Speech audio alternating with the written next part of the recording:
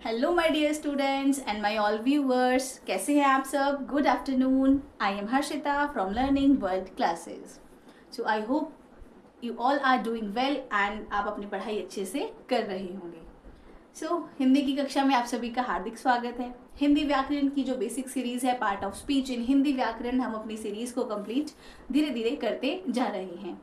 तो जैसे कि ये सीरीज है, बहुत बड़ी सीरीज है और ये कहीं ना कहीं सेगमेंट्स में आपको कंप्लीट होते हुए नजर आ रही होगी। बहुत सारे टॉपिक्स हैं हिंदी व्याकरण की जो पार्ट ऑफ स्पीच में कवर अप होते हैं, बट हम उनको एक टाइम में करके बहुत ज़्यादा मैसी नहीं करेंगे। हम धीरे धीरे एक एक कॉन्टेंट या एक एक कॉन्सेप्ट को क्लियर करते हुए चलेंगे। ठीक है, स्टार्ट करते हैं। तो हमने अपना टॉपिक स्टार्ट किया था कारक। ठीक है, कारक जिसे आप इंग्लिश में केस बोलते हो। तो जो पिछले वाली प्रीवियस वीडियो थी उसमें हमने जाना था कि बेसिक इंट्रोडक्शन कारक का क्या होता है। ठीक है, और आज हम करने जा रहे हैं कारक के पहले 4 टाइप या 4 भेद।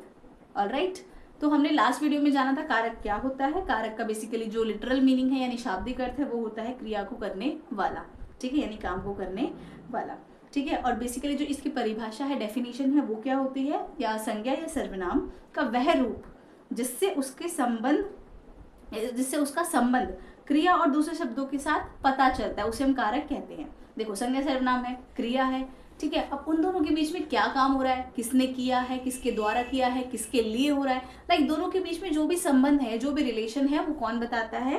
कारक। ठीक है, तो बेसिकली जो कारक का मतलब क्या है कि दो चीजों के बीच में, संज्ञा सर्वनाम और क्रिया के बीच में जो भी रिलेशन है, ठीक है, उसको डिफाइन करने का काम किसका है? कारक का। ऑलराइट, आई होप कि आपको ये समझ में आ गया होगा। ठीक है, फिर हमने उसके बाद जाना था कि कारक के 8 भेद होते हैं और उसके जो चिन्ह होते हैं ना, परसर्ग भी आप बोल सकते हो, तो वो भी हमने पढ़े थे। एक बार मैं आपको दोबारा पूरी टेबल, देखो इसको ना एक तरीका है याद करने का। जैसे एक स्टोरी होती है ना, कर्ता ने कर्म को करण से, संप्रदान के लिए अपादान से, संबंध का के की रा रे री, अधिकरण में पर और संबोधन हे अरे। आप इस तरीके से इसको, आप ये नहीं बोल सकते कि मतलब ये कॉन्सेप्ट है, बस आप इसको याद एक गाने की तरह, एक पोएम की तरह आप इसको याद कर लो ताकि आपके जो चिन्ह है इसके वो आपको इजीली याद हो जाए। ठीक है, तो स्टार्ट करते हैं। आज हम 4 को कवर करेंगे, कर्ता, कर्म, करण और संप्रदान कारक। ऑलराइट, तो स्टार्ट करते हैं कर्ता कारक से। ठीक है, कर्ता कारक संज्ञा या सर्वनाम की जिस रूप से कोई भी आपका काम है या क्रिया है उसके करने वाले का बोध हो, उसे आप कहेंगे कर्ता कारक। कर्ता कौन हुआ? करने वाला। ठीक है, इससे आप याद कर लो, कर्ता कौन हुआ? काम को करने वाला। जो काम कर रहा है उससे हमें पता लगता है कर्ता कारक के थ्रू। ठीक है, और इसका जो परसर्ग है यानी कि जो चिन्ह है वो है ने। जैसे मैंने पानी पिया, किसने पिया? मैंने। रवि ने खाना खाया, किसने खाना खाया? रवि ने। तो यहाँ पे काम कौन कर रहा है? रवि। भावना ने फूल तोड़ा, किसने तोड़ा? भावना ने। मानव दौड़ रहा है। ठीक है, तो यहाँ पे आप देखो, यहाँ पे ने तो नहीं लग रहा, तो हम इसको कैसे पहचानेंगे? आपने उस सेंटेंस को पढ़ना है, उसको सेंस करना है कि क्या ये सेंटेंस बोलना चाह रहा है। मानव दौड़ रहा है, तो दौड़ किसके द्वारा लगाई गई? मानव के द्वारा। काम किसने किया? मानव ने। भले यहाँ पर जो ने शब्द है वो यहाँ पर मिसिंग है या आपको दिखाई नहीं दे रहा, लेकिन जो सेंस है वो काम करने की आ रही है, जो कि काम किया है मानव ने। ठीक है, आई होप आपको ये समझ में आ गया होगा। ठीक है, तो अब जैसे क्या होता है ना, कई बार वैसे तो इसमें नहीं होता है, बट कहीं कहीं पे आपको ये दिखाई नहीं देगा। तो कर्ता से जब हम कर्मवाच्य भाववाच्य में कर्ता के साथ जो परसर्ग है यानी कि से या के द्वारा, तो उसको हम को का प्रयोग भी उसमें कर सकते हैं। जैसे राहुल से पुस्तक पढ़ी जाती है, तो यहाँ पे से आ रहा है, लेकिन काम कौन कर रहा है? राहुल। ठीक है, गौतम के द्वारा पत्र लिखा गया। गौतम किसने लिखा? गौतम ने लिखा ना, उसके द्वारा लिखा गया। वो हम जैसे वॉइस चेंज करते हैं ना, ऐसे कर्मवाच्य होता है, भाववाच्य, वो भी हम पढ़ेंगे।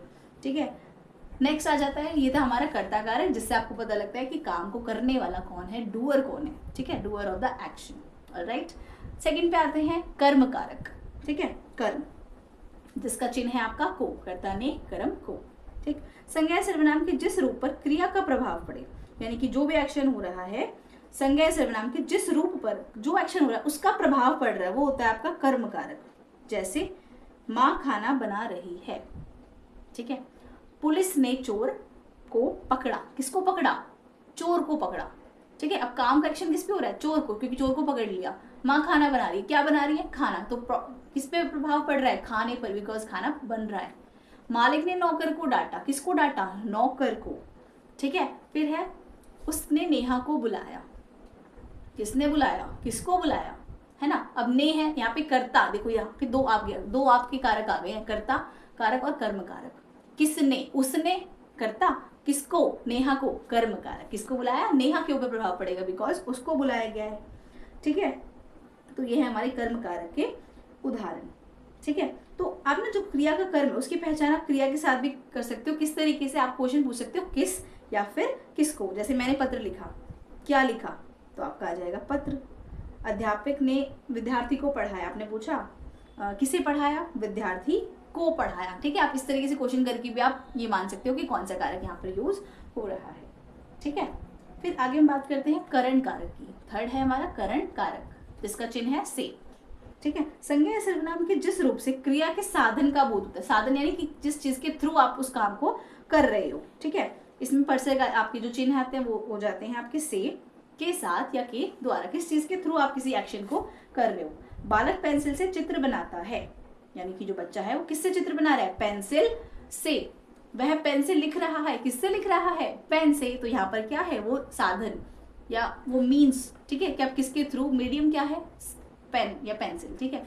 कुणाल मित्रों के साथ खेल रहा है, किसके साथ खेल रहा है, मित्रों के साथ खेल रहा है, ठीक है। तो यहाँ पर किस चीज के साथ या किसी साधन के साथ अगर कोई काम हो रहा है तो इसमें आ जाएगा, ठीक है।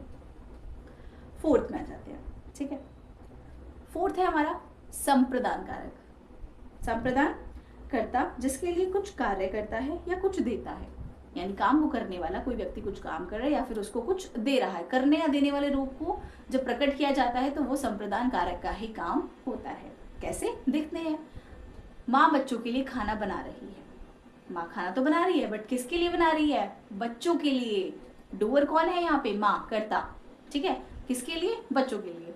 गरीबों के लिए भोजन ले आओ, गरीब लोगों के लिए क्या ले आओ, भोजन ले आओ। किसके लिए, गरीबों के लिए। आप या देने की बात कर रहे हो ना, क्या देने की बात कर रहे हो, खाना, ठीक है। जैसे विवेक नौकरी के लिए दर दर भटक रहा है ना, किसके लिए, नौकरी के लिए। किस चीज के लिए, नौकरी के लिए। पूजा के लिए कुछ फल ले आओ, किसके लिए ले आओ, पूजा के लिए कुछ फल ले आओ, ठीक है। तो आई होप कि आपको समझ में आ गया होगा, ठीक है। तो ये थे हमारे आज के 4 भेद, कर्ता कारक, कर्म कारक, करण कारक और संप्रदान कारक।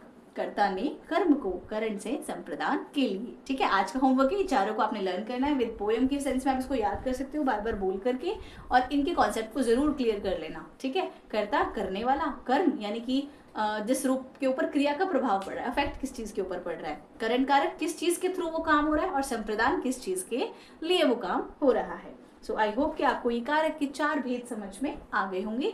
If you like the video please do like, share and subscribe. और अगर कोई भी डाउट आपका है इस वीडियो से रिगार्डिंग, लाइक कोई कॉन्सेप्ट समझ नहीं आ रहा है या किसी शब्द का मतलब नहीं पता है या फिर कोई चिन्ह है, किसी भी चीज़ के बारे में अगर आपको पूछना है तो अपना जो क्वेश्चन है वो कॉमेंट बॉक्स में ज़रूर टाइप करें, ठीक है। I try to solve your queries, okay.